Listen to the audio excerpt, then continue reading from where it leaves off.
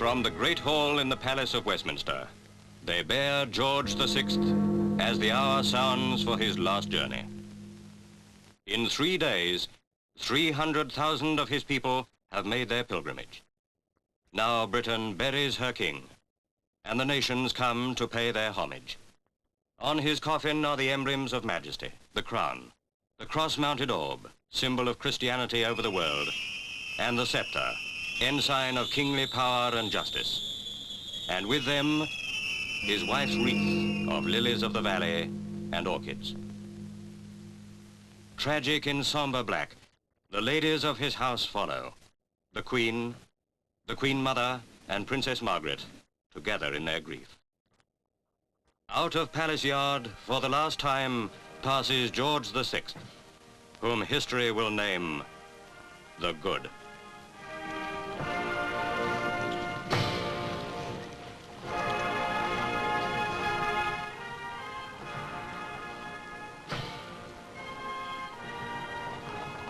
Behind the Queen's coach walk the 4 royal dukes: Edinburgh, Gloucester, Windsor, and Kent. Along Whitehall, representatives of foreign states also remember those other dead who died for Britain.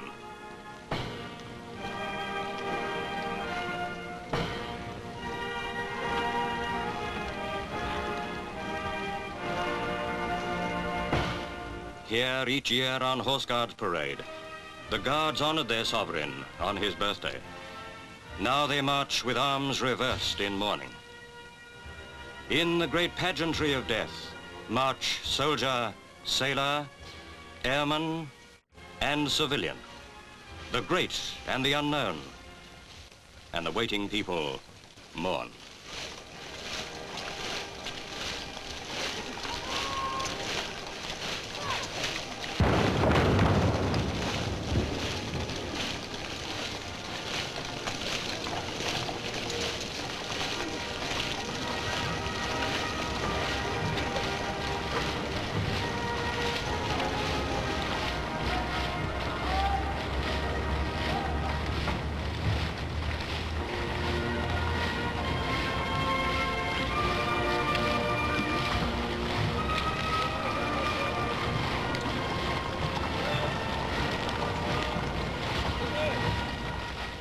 Behind the Dukes walk the Kings of Denmark, Greece and Sweden, and the President of France.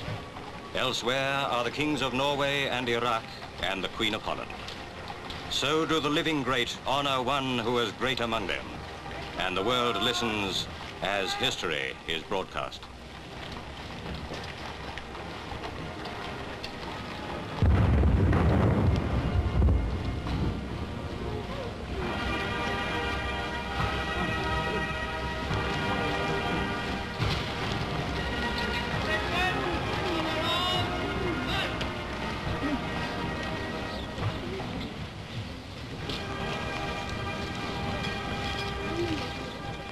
Through Hyde Park and towards Marble Arch. And along the 3.5-mile route, 10,000 men who had taken the oath to guard their king rest on their arms reversed. Among them, the glorious Gloucesters.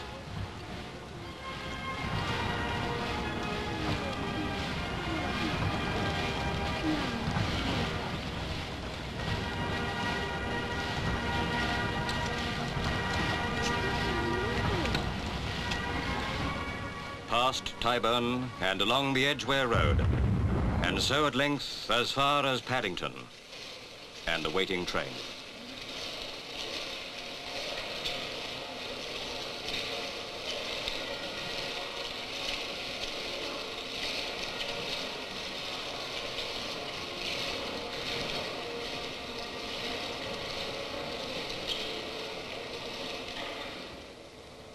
The gentlemen-at-arms, bodyguard to the sovereign, mount guard.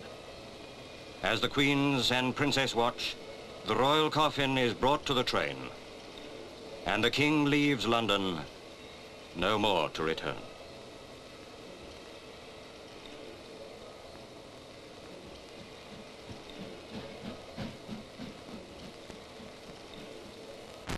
To Royal Windsor, home of kings for 900 years, he comes home. Through the old town and on towards the castle, the procession heads. Journey's end is near as they pass the statue of Queen Victoria, his great-grandmother.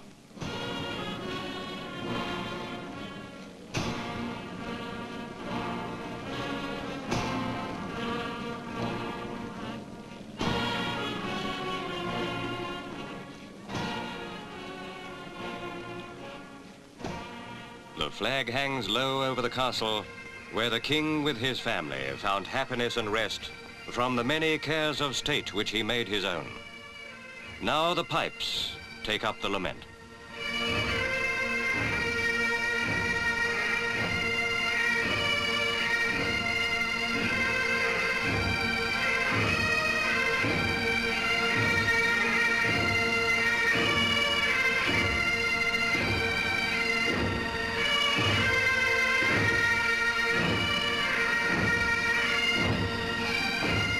The king passes, decked as at his crowning with the panoply of state.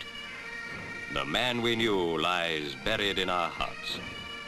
And with him ends the rule of the House of Windsor. Behind him he leaves two brothers. One of them we knew for a while as the uncrowned Edward VIII.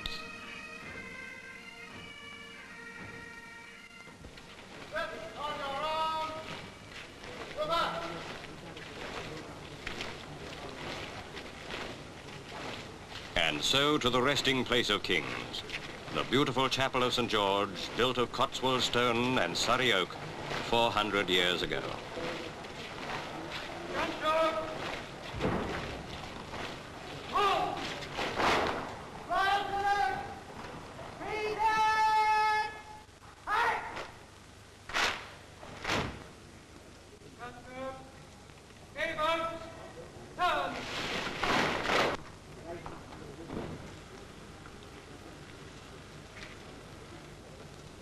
The Archbishops of Canterbury and York wait to receive the king, and the navy pipes the admiral over the side.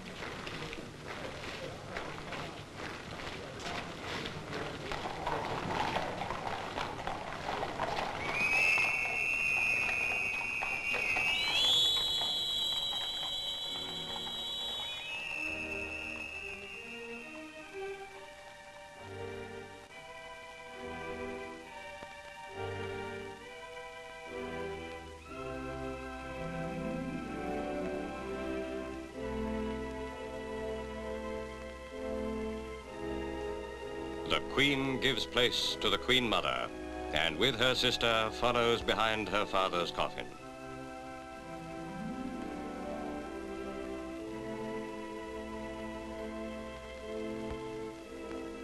At this moment, life is stilled, and there is silence in all the lands he held united in our Commonwealth.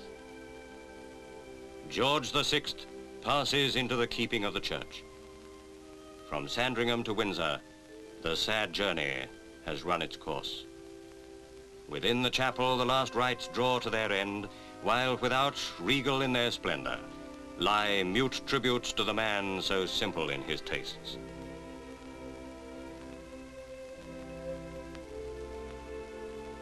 The king is laid to rest, and the majesty of death ends with a family beginning its life anew. A young queen takes over the burden of monarchy. To the Queen Mother, in this hour of sorrow goes the deep sympathy of all who honor the man now at rest in the chapel of St. George at Windsor.